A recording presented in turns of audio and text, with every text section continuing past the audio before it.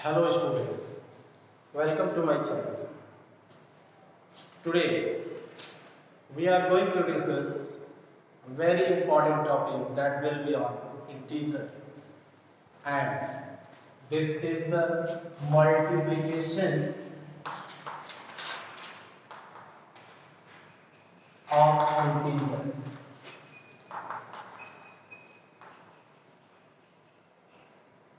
In the last video we have discussed some basic of integer, that is the introduction, and in the last video I explained how does the integer define and what are the types of integer. Today we have to discuss an operation, that is the multiplication of integer. In order to multiply the integer, we have to remember some rules which are essential in the multiplication of integer. So let us see what are the rules. The rules are two basic that we continuously study in our previous classes, and also we shall study in the further next classes. So here, whenever we multiply the positive integer with another positive integer, we always get the next, that is the third integer, which is also positive. Similarly, when we multiply a negative integer with another negative integer, then again we get the third integer in positive form, that is the positive integer.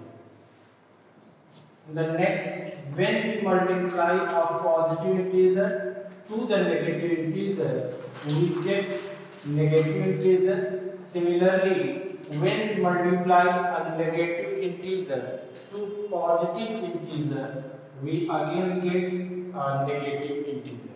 So these are the basic rules that we often see whenever we start the integer.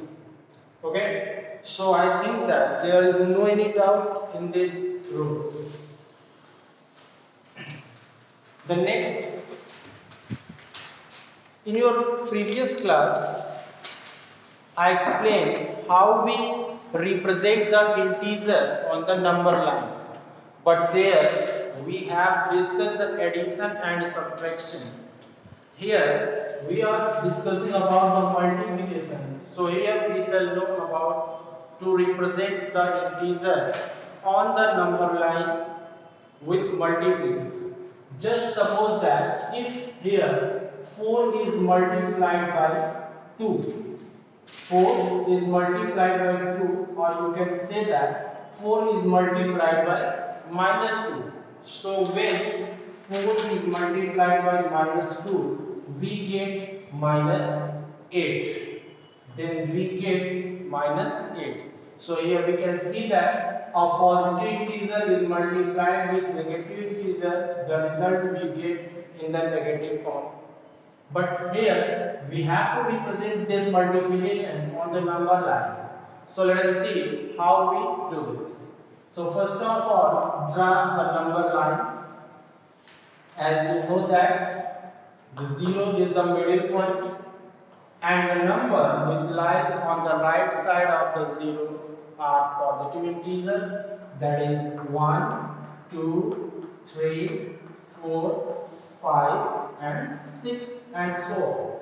And the number that lies on the left side of 0 are negative integers. So here we get minus 1, minus 2, minus 3, minus 4, minus 5,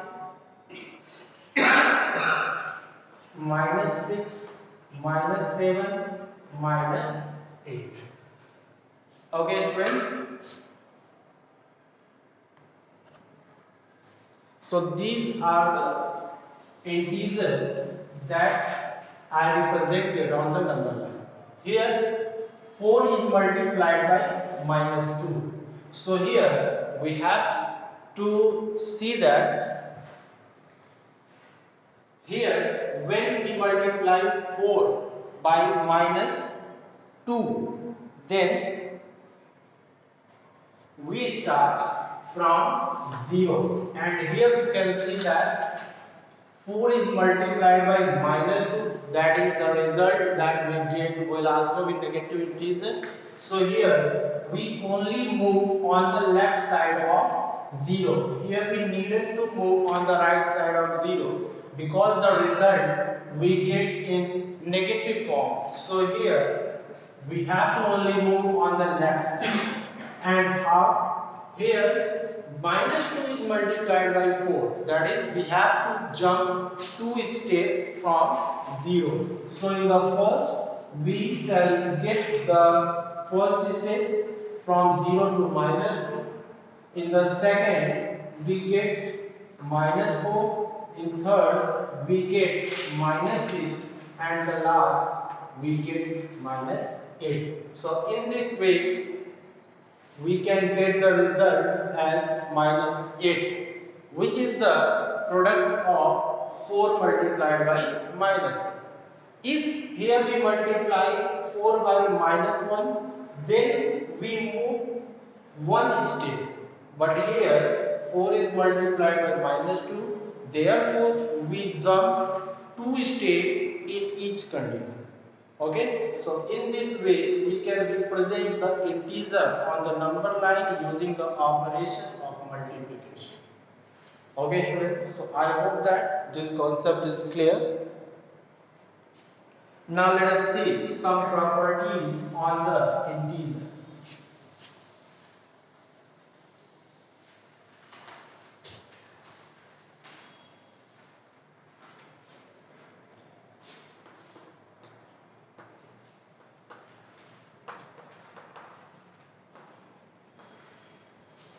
Properties of integers under multiplication. Under multiplication. Okay.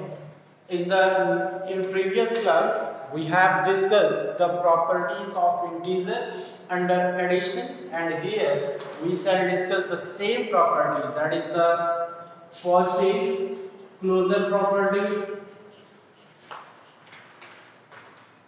Closure property. The second is commutative property. Commutative property. The third is associative property.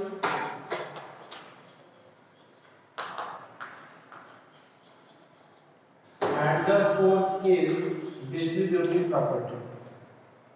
The fourth property is distributive property.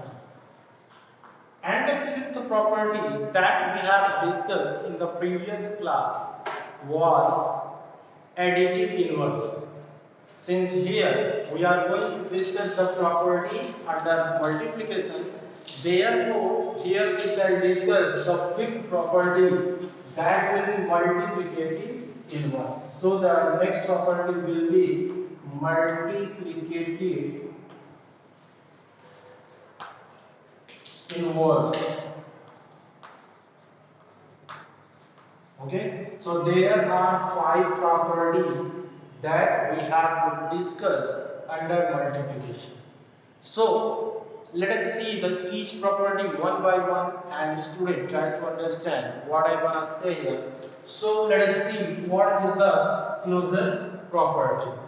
As I told you that if we take any two numbers of any family, they may be the members of natural number family, they may be the members of rational number family.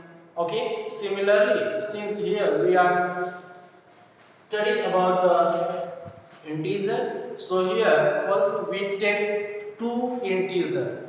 That two integer may be either positive integer or negative integer. So doesn't matter. Okay, so here we can take any two integer and we have to put the operation of multiplication, and then after the multiplication if we get the product is also an integer, then we can say that closure property is satisfied on integer under the operation of multiplication. So let us see, let us consider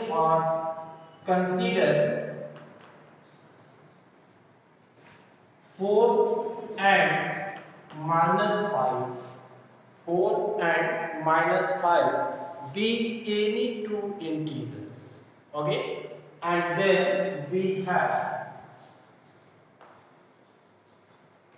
4 multiplied by minus 5.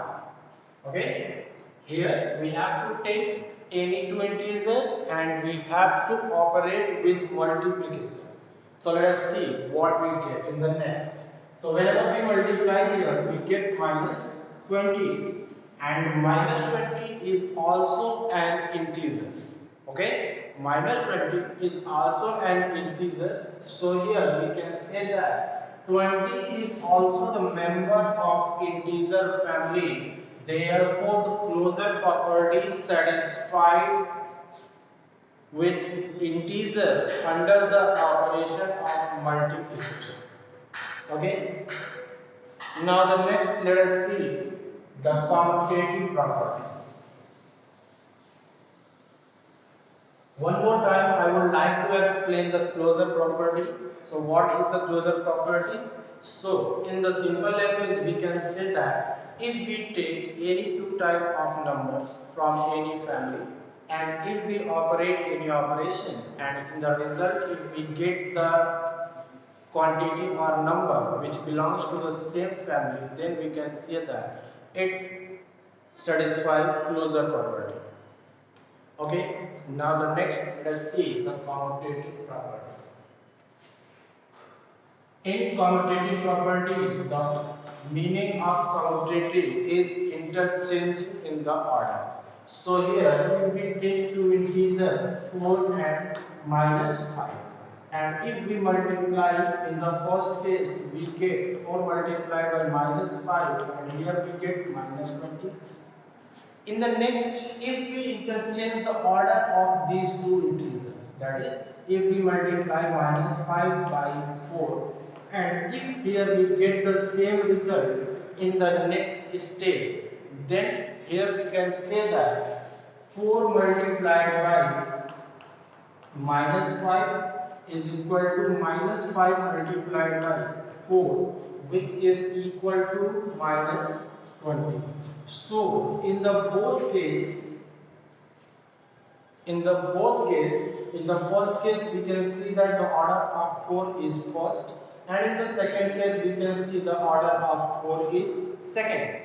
That is, in the second step we have interchanged the order of the integer, but in the both case we get the same result. So here we can say that integers satisfy commutative property under multiplication.